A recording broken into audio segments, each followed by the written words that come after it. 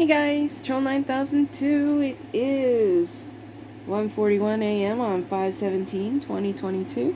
I've come back to tell you the rest of the story that I started yesterday. Fear not, it will not be more than 17 minutes long, so y'all won't have to endure that much longer. But I did want to finish telling the story. Where we left off yesterday was Stephen, the father of Edward the doctor, had told his son, Edward, that his mother had been calling him home in his dreams. And Edward was skeptical and brushed it off and acted like, yeah, whatever, Dad, that's not going to happen. You've got forever to live, because all of us kids, we all know our parents are immortal. They really are. They're immortal. Anyway, so I'll continue with the last bit of the story. Like yesterday, let me jump right in. Here we go. This is called Little Change again. It wasn't more than a month later Stephen told Edward that his mother was calling him home. Non-believing, Edward brushed it off like it was nothing, and sure enough, later that night, his father passed. But before he did pass, Edward dreamt of his mother, who told him that his father didn't have much longer. Yes, she was wrong the first time, but in this situation, Edward understood what she meant. She meant if she had died from scarlet fever, then his father wouldn't be far behind her. And so that is why Edward was able to save them both. Not only did the medicines work, but the love they had for each other is what got his parents through the illness. And his dad, without his mother, just couldn't handle the world as it was. And so Jill summoned Stephen home by dreamland to her.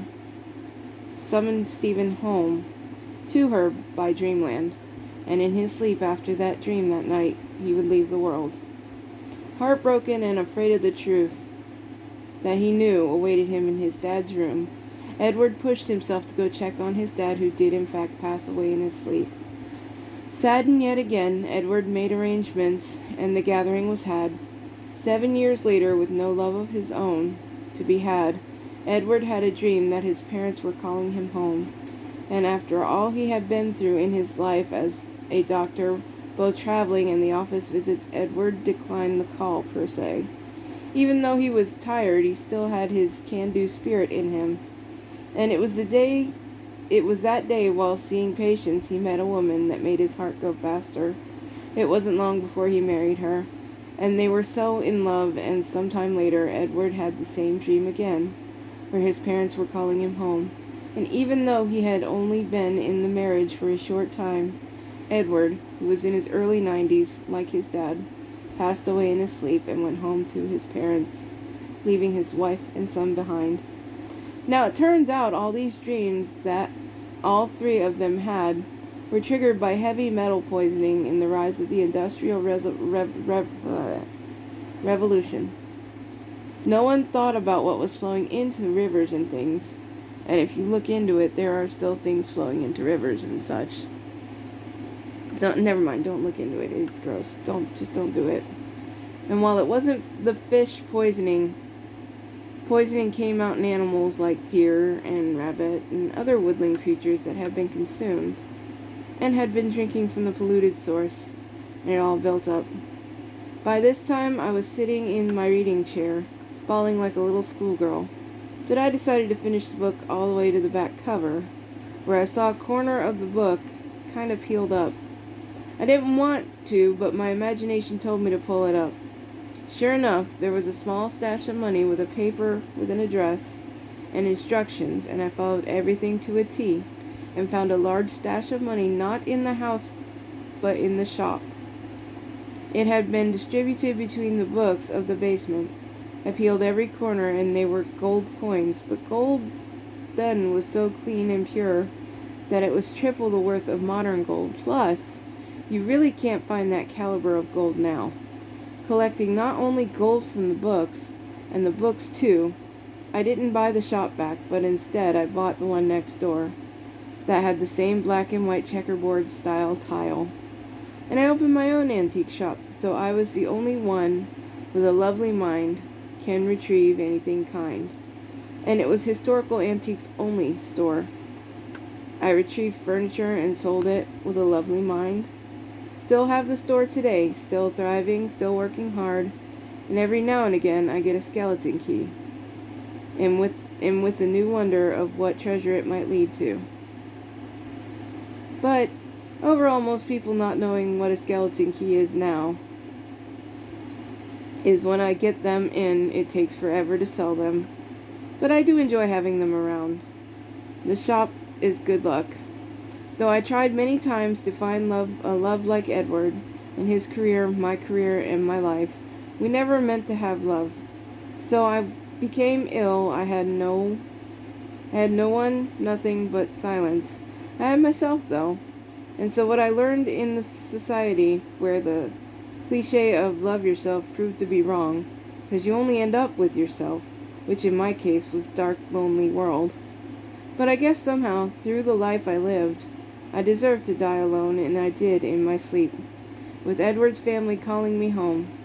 But it was okay, as I myself had no family of my own, so no one really missed me. But the best thing after only a couple years in business, the large chain store that ruined my first favorite antique store went out of business. And the Historical Society declared my store a historical landmark because I kept it original. So my store legacy lived on, just like my soul. I hope you guys enjoyed the rest of that. You see, I kept it under. It was only 7 minutes into it, or so. Okay, now, what's been going on? Okay, so y'all know that my mom's cancer's back. It's been back. It came back with a vengeance. It's metastatic breast cancer. So it spread throughout her body. Some of it's in her bones, some of it's on her bones. She's got tumors in places. She's got hot spots, let's call them, all over. We're fighting hard. We are fighting so hard. But last y'all knew too, she was unable to walk. Since January, she's been able to get around with a walker. My walker from when I had my brain surgery, so it's kind of like an heirloom now. But so she's been able to get around with that. There's frustrating moments with that. And the Tuesday after I had my car accident, she had her surgery to have a tumor removed off of one of her leg bones because the cancer had caused a hole in the bone. So what they did was they took cement and they filled the hole, and they used a plate and some screws, and I think last count she had told me she had like 7 screws in her body, which is 4 more than me. I'm not jealous, I swear. I only have 4. But and they had to do a little bit more to get her back on track to walking. Now since then we've been resting and pretty much chilling, resting mostly, and now we're moving forward into physical therapy. They hope to get her off the walker and get her walking by herself soon, which like I keep saying, if she can get to walking by herself, she won't hurt. Just her, what do you call it? Not aura, not gracious, what do you call it? Not self-esteem, no. It's, I don't know. Let's just call it self-esteem. Will be so much higher, and her confidence, I think, is the word I was looking for. Her confidence will shoot through the roof, and she'll be able to get to do stuff again. And then I think they're gonna start chemo again, or radiation. I think it's radiation. So that's where she stands. Now, for those of you that didn't know, on Easter Sunday, I kind of crunched my car, and I had gone to church down the road because my father, my sister, and my nieces were playing in the band. They were playing in the band for the Easter service, and I wanted to go support my fellow musicians. And I also don't mind catching church services every now and then. After being kicked out of a church, I can't. I don't like organized religion. It's the building I don't like. I can deal with people. I don't like the building. Anyway, so what had happened was I went from point A to point B with my car, and point B was my car on top of a rock. Not a big, huge boulder, but a little rock. It was enough to damage my radiator and such. but I went from point A to point B with no memory of how I got there. Now, it was a little scary for me, but if you ask me, which really nobody did, everybody blew it out of proportion. Way out of proportion. It was an accident. Yes, I'm thankful nobody got hurt, and nobody did get hurt, and there was no property damage. I've already spoken to the folks down there, and they said they have, everything was fine. I was good to go, because the guy came and visited me in the hospital the next day, and I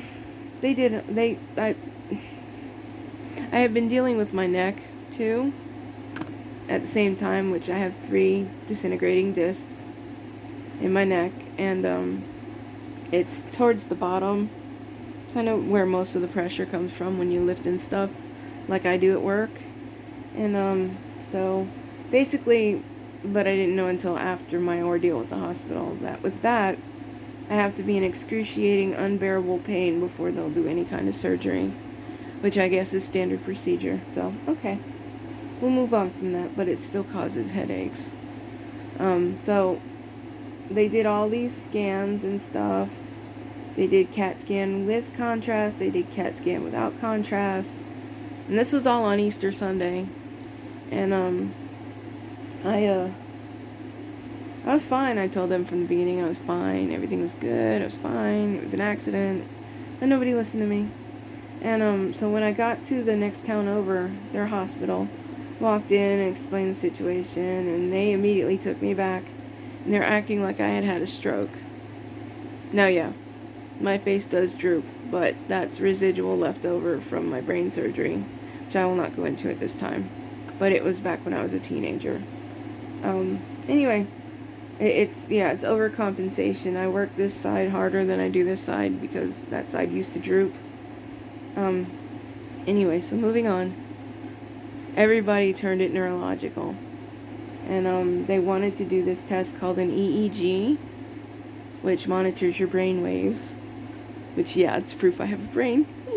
Isn't that cool? I even have pictures, if you're lucky enough. Maybe one day I'll share them. And, but they didn't have the facilities the next town over, so they had to send me down to Gainesville. And we got there at 11 o'clock in the morning. 11 a.m. No, we got there 1 o'clock p.m. Easter afternoon. And, we waited and we waited and we waited, and finally at 11 o'clock p.m. that night, Dad had to call out from work, and Mom had to sit home for Easter all alone. And my sister's the one that took me to the next town over. Her house was full of guests, and thank God for my sister-in-law and my brother who just took over. And I felt so horrible, but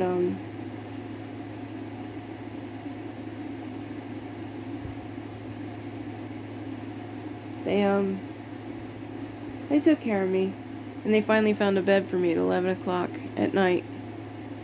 So I ended up staying the next 3 days in the hospital, and I was super duper stressed then too, because my mom's surgery for her leg was that Tuesday, and I needed to get out of the hospital because I didn't need Dad dealing with me and her, same time, same day, whatever.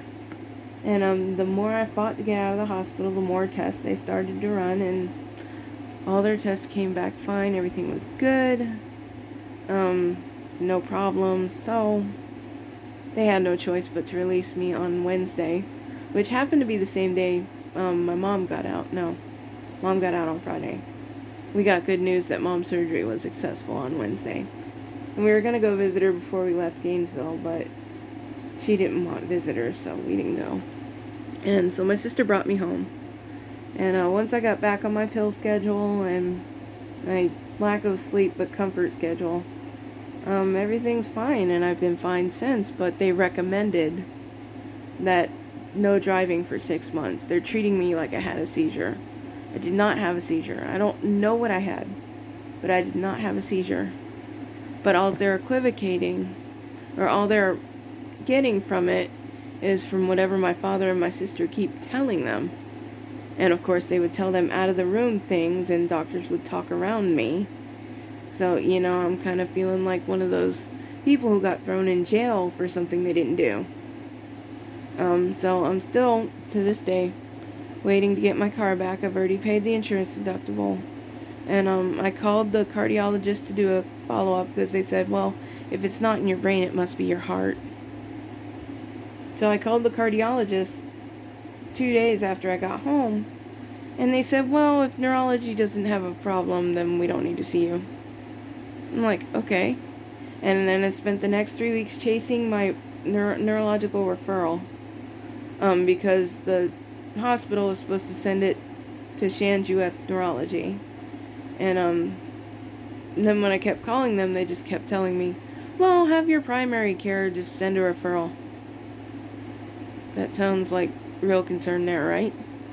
Okay, so I spent 3 weeks tracking it down, and finally, my primary care told me that the Shands UF Neurology did not take my health insurance, and that my referral was referred to a place in the next town over.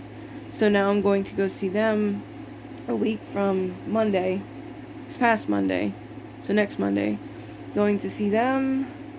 I highly doubt they'll find anything. I'm just fine. It was an accident. Things happen. You know, I've been dealing with neurological stuff since I was a teenager, and I've developed ways to, what's the word? What's the word? Well, developed ways to deal with things like my memory loss. My short-term memory really sucks. My long-term memory is amazing. That's why I like to take pictures and write things down, because any picture or any little bit of scribble can instantly bring back a lot, or it can bring back nothing, but either way. So that's where I'm standing right now. My dad takes me into work, my sister brings me home.